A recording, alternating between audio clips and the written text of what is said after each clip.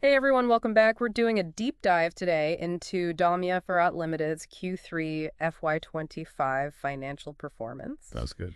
And we've got their earnings release, a press release, even some notes from their auditors. So, Interesting. yeah, pretty interesting stuff. And there are a few things that I thought were particularly, well, interesting. One is that they want to be one of the greenest cement companies in the world. Ambitious. Very ambitious.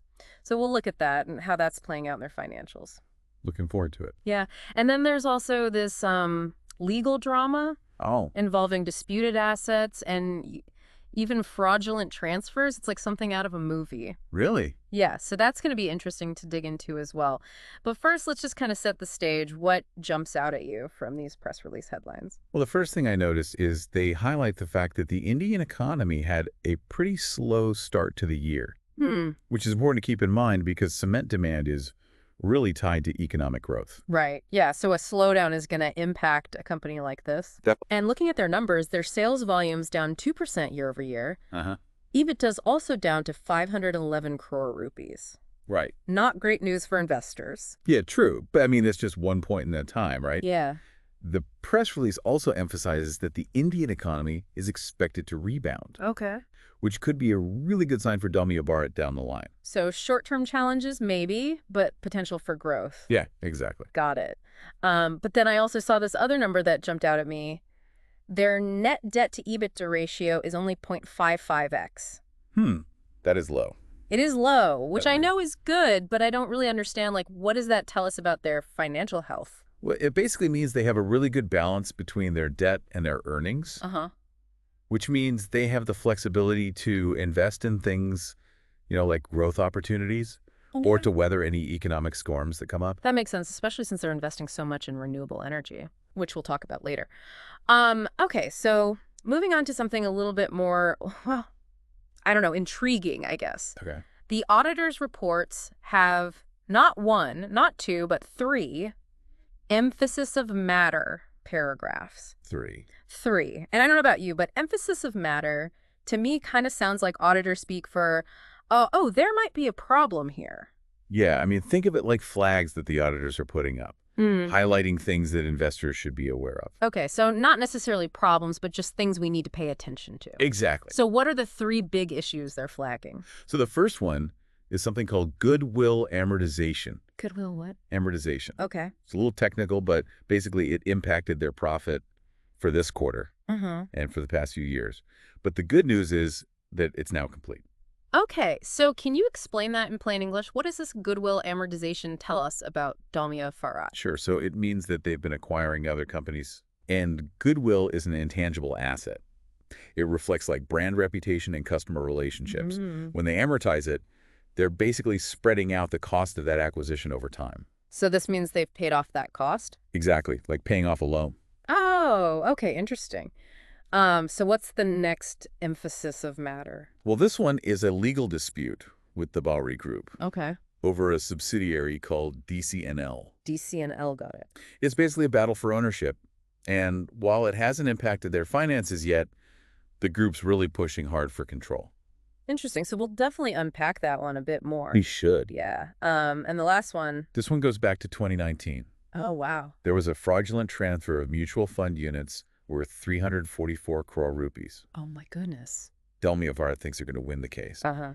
But they did have to put up a 400 crore rupee guarantee to get those units released while it's all sorted out. Wow, that is a lot of money. It is. So potentially a big win if they win, but also a risk if things don't go their way. It sounds like there's a lot more going on behind the scenes than just these quarterly numbers. Absolutely. These emphasis of matter paragraphs give us a little peek behind the curtain, Yeah. showing us some risks and opportunities that we might not have seen otherwise. So we've got a company navigating a rocky economic landscape, a legal battle brewing, and this huge financial guarantee hanging over their heads. Right. But they're still pushing forward with their plan to become one of the greenest cement companies in the world. Yeah. And remember, they're aiming for RE100, so 100% renewable energy. By 2030. By 2030, that's right. And this quarter, they just secured another 21 milliW of renewable energy power. Really? Yeah, through these group captive agreements. On top of the 278 milliW they already had. Exactly. Wow, that's a lot. It is. So that brings their total to 299 milliW of renewable energy capacity. I mean, that's enough to power a small city. Right. A huge step towards that 2030 goal and a clear commitment to sustainability. Definitely. So these agreements are across different states in India, right? Yeah, they're spreading out their sources, which is smart. It reduces risk and makes sure they have a reliable supply of clean energy. Makes sense. And it's already paying off. They got a strong ESG rating from ICRA. Oh, wow. Yeah, which is a pretty big deal for investors who are looking at ESG factors more and more. Absolutely. So their green ambitions are potentially attracting a whole new group of investors. Interesting. But I'm curious, how will all this green energy actually impact their bottom line? I mean, it's not cheap to set up these renewable energy projects. Right, there are definitely costs. So, But in the long run, shifting to renewable energy should reduce their dependence on fossil fuels and lead to more stable and potentially lower energy costs. So they're willing to invest now to save later. Exactly like putting solar panels on your house. Yeah, You pay up front, but you save on your electricity bills over time. I get it. So they're playing the long game. For sure. Okay, well, so we've got a company facing some headwinds, a legal battle, and a huge financial guarantee. A lot going on. But they're pushing towards a greener future, all while navigating this really complex legal situation. Right. And to really understand their position, we need to dig deeper into those legal battles. Yeah. So let's start with that dispute with the Bowery Group. What's the backstory there, and what's at stake for Dalmia Bharat? Yeah, let's do it. This dispute with the Bowery Group, it's kind of a long story. Oh, really? Yeah, it goes all the way back to 2012 when Dalmia Bharat made these agreements to acquire a 76% stake in a subsidiary. Okay. It's called Dalmia Cement Northeast Limited, or DCNL. DCNL, got it. So at first, it seemed like a pretty simple deal. But then things kind of went south. What happened? Well, Dalmia Bharat is claiming that the Bowery Group didn't meet certain conditions that were outlined in their agreement. So, like, they broke the contract. Basically, yeah. And so Dalmia Bharat took legal action demanding that the Bowery Group comply with the terms, which included transferring their remaining shares in DCNL at a price of 1 rupee per share. 1 rupee per share, wow. Yeah, so as you can imagine, the Bowery Group wasn't too happy about that. I can imagine. They disputed the claims, and the whole thing went to arbitration. And get this, in 2021, the arbitral tribunal actually sided with the Bowery Group. Oh, wow. Yeah, but Dalmia Bharat wasn't satisfied, so they challenged the decision in the Delhi High Court. So it went to court? It did. And the Delhi High Court actually overturned the arbitration award. Really? Yep, and called for a whole new arbitration process. So they're doing a second round of arbitration for the same issue? Yeah, and it gets even more complicated. Oh, no. While all that was going on, Dalmia Bharat started a separate legal thing called a call option arbitration. Okay. Basically trying to force the transfer of those remaining DCNL shares. I see. And this time, the tribunal ruled in favor of Dalmia Bharat. They ordered the Bowery Group to deposit their shares with an escrow agent. So Dalmia Bharat is trying to take control of DCNL through these two separate legal channels. Exactly, and it seems to be working. The Delhi High Court has upheld the order to deposit the shares. Wow. But of course, the Bowery Group is appealing. Oh, so it's not over yet? Nope. This legal battle is far from over. Okay, but what's so important about this DCNL subsidiary? Well, DCNL operates in Northeast India, which is a region that's seeing a lot of growth in infrastructure development. I see. Think new roads, bridges, buildings, all things that need a lot of cement. Right. So for Dalmia Bharat, getting full ownership of DCNL would be a really strategic win. It would give them a bigger presence in a growing market. Exactly. That makes sense. Okay, so let's move on to that other legal issue, the alleged fraud involving those missing mutual fund units. Right. So this involved a fraudulent transfer of units worth 344 crore rupees back in 2019. A lot of money. A lot of money. And it involves a depository participant called Allied Financial Services Private Limited, or Allied for short, and their clearing agent, ILNFS Security Services Limited, or ISSL. Got it. And how did this happen? Well, the details are still being investigated. But it seems these mutual fund units were illegally transferred out of the demat accounts of 2 of Dalmia Bharat's subsidiaries. So they were stolen. Basically, yeah. And to make matters worse, it looks like these transfers were made without any proper authorization or documentation. That's crazy. So what did Dalmia Bharat do?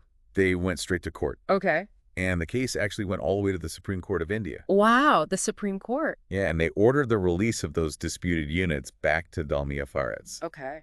But there's a catch. To get their assets back, they had to give a bank guarantee of 100 crore rupees and a corporate guarantee of 300 crore. So 400 crore rupees just to get their own assets back. Yeah, it's a huge amount. That's wild, but they seem confident that they have a strong case. They do. They're optimistic about a good outcome. Well, let's hope so for their sake. Yeah. Okay, so let's switch gears now and talk about something a little more positive. Okay.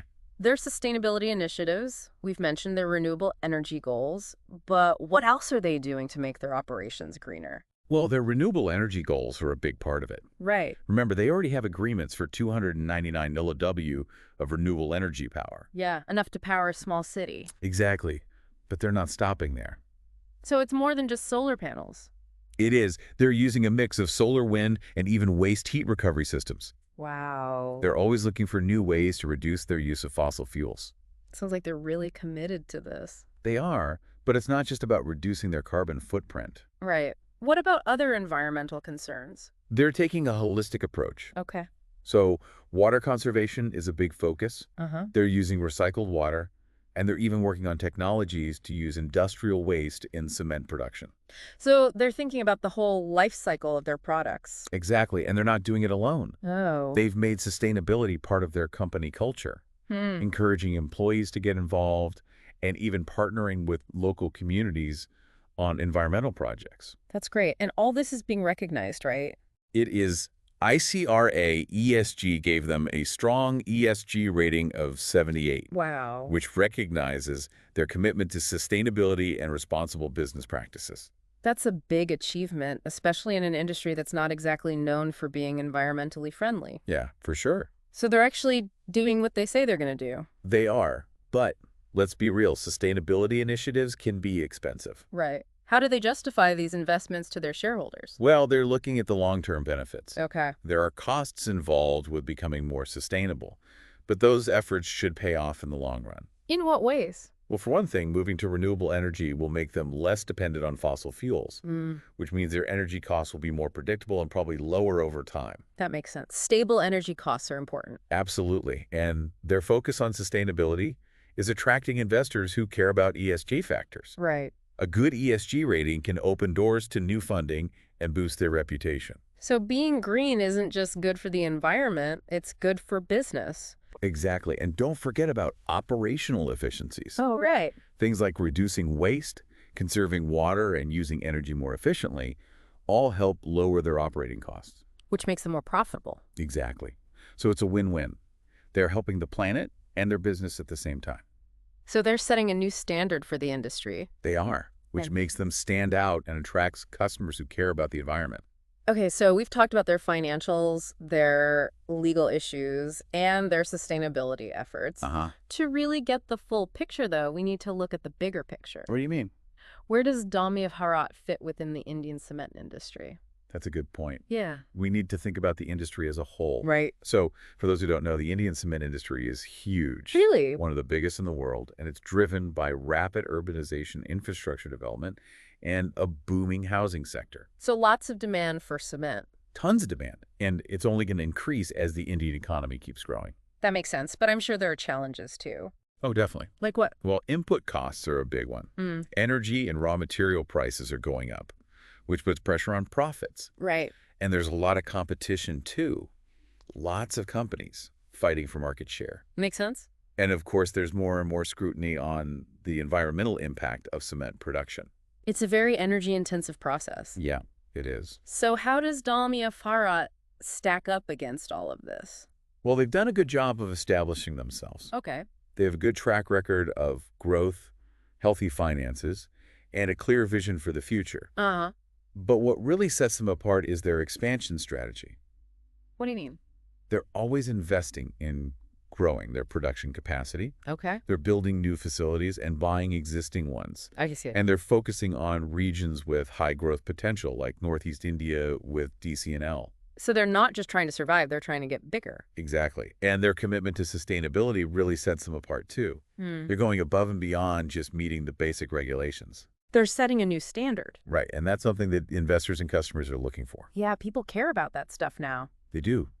So they're not just building cement plants, they're building a reputation for being responsible. Okay, so they're a major player in a growing industry. They have a good growth strategy, and they're committed to sustainability. Yes. But what about their financial performance? Well, I mean, we know they had a tough quarter. they did, but the long-term outlook is still pretty positive. Okay. A lot of that optimism is because of their strong financial position. Uh-huh. They have a healthy balance sheet, manageable debt, and a history of making money. So they're in a good position to take advantage of the growth in the Indian cement market. Exactly.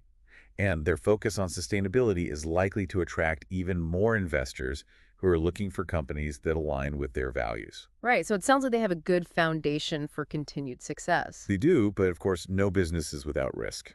Of course not.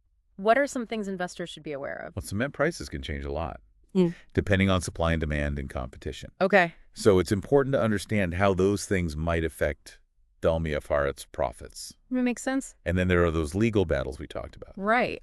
Could those be a problem? It's possible, while Dalmia Bharat thinks they'll win those cases, it's always smart to keep an eye on them and think about what might happen if things don't go their way. So just be cautious. Exactly. And when it comes to their sustainability initiatives, Yeah. don't just take their word for it, look for proof. What do you mean? Are they hitting their targets? How are their ESG ratings doing? Are they actually getting better environmentally?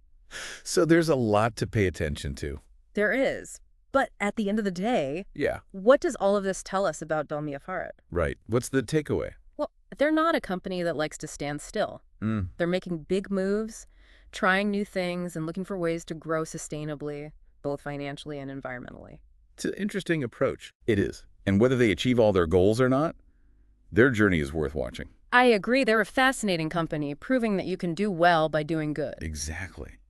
Their story shows how dynamic and resilient the Indian economy is. And it shows that businesses can be a force for positive change. Well, folks, that's the end of our deep dive into Dalmia Bharat's Q3 FY25 performance. We hope you found it interesting. Yeah, we hope you learned something new and maybe even have some new questions. Remember, this is just a snapshot in time. Right. The story of Dalmia Bharat is still going on, and it'll be interesting to see what happens next. As always, we encourage you to do your own research. Stay curious. And keep asking those great questions. There are always interesting stories to discover in the world of business and finance. So until next time. Keep learning, keep exploring, and keep diving deep. So what are they basing that optimism on? What signs are there that the Indian economy will pick up steam? Well, the Indian government has been pretty proactive. They've been putting policies in place to encourage what they call investment-led growth. So focusing on things like big infrastructure projects and boosting the manufacturing sector and creating jobs. And those kinds of things tend to have a ripple effect. Yeah. Boost overall economic activity, which then drives demand for things like cement. So the government invests, the economy grows, people build more stuff, and Dalmia Bharat benefits. Yeah, exactly. And plus, you can't forget about the things that make India such an attractive market in the first place. Right. Like a huge and growing population, a rising middle class, and rapid urbanization. Yeah, all those things point to a need for more housing and buildings and infrastructure. Exactly. Yeah. And all that means a pretty strong demand for cement in the long run. So even with the short-term challenges, it sounds like the long-term outlook for the Indian cement industry and for Dalmia Bharat is pretty good. Yeah, most analysts seem to think so. They see a lot of room for growth, and Dalmia Bharat seems well-positioned to take advantage of that. Okay, so they've got a solid financial foundation, ambitious growth plans, a real commitment to sustainability, and a good market to work in. Right. But let's be realistic. There are always some risks. Of course. What are some things that investors should be watching out for? Well, cement prices are always something to keep an eye on. Okay. They can go up and down a lot depending on things like supply and demand and competition. Right. So it's important to understand how those things might affect Dalmia Bharat's profits. Makes sense. And what about those legal battles we talked about? Could those cause problems? Well, it's definitely something to watch. Dalmia Bharat says they're confident they'll win. But it's always good to stay informed and think about any financial impacts that might come up. Okay, so keep an eye on those court cases. Exactly. And when it comes to their sustainability stuff, Yeah. don't just take their word for it. Look for real evidence of their progress. Like what kind of evidence? Are they hitting their renewable energy targets? Are their ESG ratings improving? Are they actually making progress environmentally? So there's a lot to keep track of. There is. But what does it all mean for Dalmia Bharat? What's the big takeaway? Well, one thing's for sure. They're not afraid to shake things up. They're making bold moves, innovating, and charting a course for sustainable growth. Yeah. Both financially and environmentally. Right. Whether they reach all their goals or not, their journey is worth watching. I agree. They're a fascinating company, proving that it's possible to do well by doing good. Absolutely. Their story shows how dynamic and resilient the Indian economy is. And it highlights how businesses can be a force for positive change.